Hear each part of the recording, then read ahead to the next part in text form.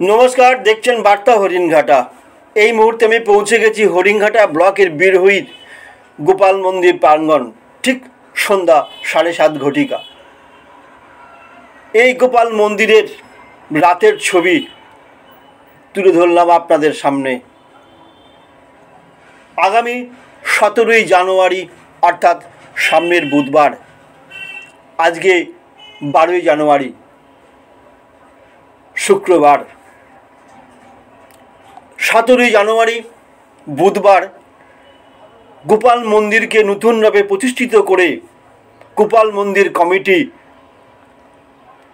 সুন্দরভাবে সাজিয়ে চূড়া বানিয়ে গোপালের মূর্তিকে নতুনভাবে স্থাপন করবেন উক্ত দিন। সকলের প্রতি আহ্বান, আসুন ওই দিনকে গোপাল মন্দির প্রাঙ্গণ প্রসাদ গ্রহণ করুন। নমস্কার, সকলের প্রতি আন্তরিক ভালোবাসা শ্রদ্ধা সব কিছু জানিয়ে আজকের প্রতিবেদন গোপাল বাড়ি।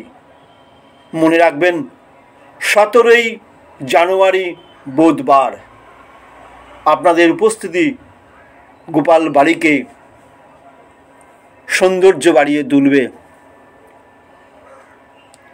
তাই বলি, সকলে মিলে গোপালের আরাধনা করি।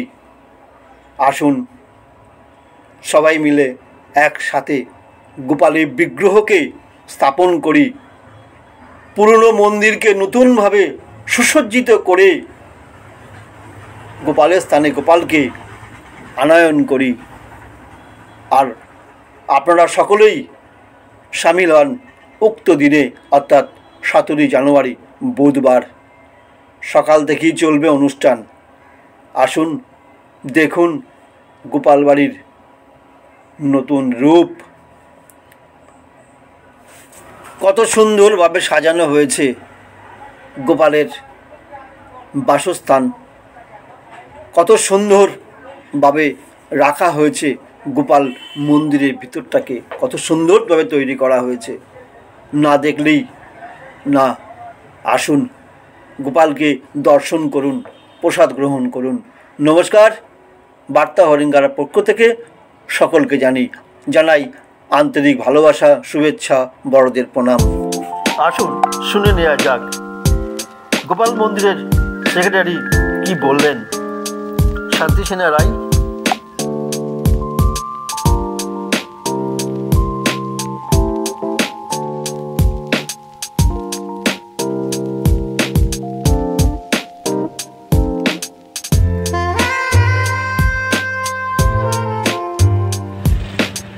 দীর্ঘ প্রতীক্ষার পর অবসান হলো গোপাল মন্দির, মানে নতুন রূপে এলো। কি বলবেন? এটা আমাদের নদিয়ায় কৃষ্ণচন্দ্র মহারাজের আমলের তৈরি। উনি এখানে একটা মন্দির প্রতিষ্ঠা করেছিল, যেখানে গোপাল এবং রাধিকা বসবাস করে, কিন্তু ভগ্ন অবস্থায় প্রায় এসে গিয়েছিল। ইতিমধ্যে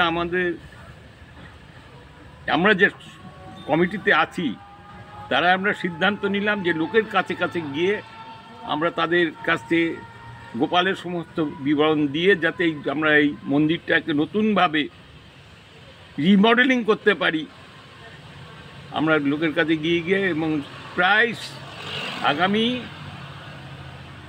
2রা মাঘ, ইংরাজি 17ই জানুয়ারি, তার আমরা পুরনো গৃহ থেকে নতুন গৃহের মধ্যে আমাদের গোপালকে নিয়ে আসব এবং আমাদের কাজ অলরেডি কমপ্লিট। সেদিনকে আমাদের ইচ্ছা আছে আশপাশে যারা আছে এবং যারা আমাদের এই সাথে সহযোগিতার হাত বাড়িয়ে দিয়েছিলেন প্রত্যেককেই আমরা ভোগের ব্যবস্থা, প্রত্যেকের জন্যই আমরা ভোগের ব্যবস্থা করি। যে যাবে সেই ভোগ পাবে। এটা জনসাধারণ সবাই কি আসতে পারবে? হ্যাঁ, হিন্দু মুসলমান সমস্ত সম্প্রদায়ের মানুষের কাছ থেকে কিন্তু আমরা চাঁদা নিয়েছি। যেহেতু এখানে ভাইফোঁটা হয়, ভাইফোঁটা মুসলমানরা এসেও এখানে ফোঁটা দেয় দরজায়, যে পুত্র সন্তান লাভের জন্য, এবং বোনেরাও তার এসেও ফোঁটা দেয় তার একটা ভাই যাতে পাওয়া যায় সেই জন্যে। এবং এতে অনেক ফল পেয়েছে বলে মুসলমানরা ওই ব্যাপারে এগিয়ে আসে। না, আমার প্রশ্ন আপনার কাছে যারা চাঁদা দেয়নি বা সাধারণ নাগরিক তারাও কি এসে হ্যাঁ হ্যাঁ হ্যাঁ, প্রত্যেকে মানে সবার জন্য আচ্ছা, এখানে মোটামুটি সেই প্রসাদ পাবে। কতজনের অ্যারেঞ্জ করা হচ্ছে? আমি মোটামুটি এখনো পর্যন্ত 800 জনের ঠিক করে রেখেছি, তবে এক্সট্রা আমরা সমস্ত ব্যবস্থা রেখেছি, যদি বেড়ে যায় তাদের জন্য ব্যবস্থা থাকবে। আপনার নাম পরিচয়? আমি এই যে মদন গোপাল মন্দির পরিচালন সমিতির সম্পাদক, আমার নাম শ্রী শান্তি সেনা রায়, বিরোহী রায়পাড়া।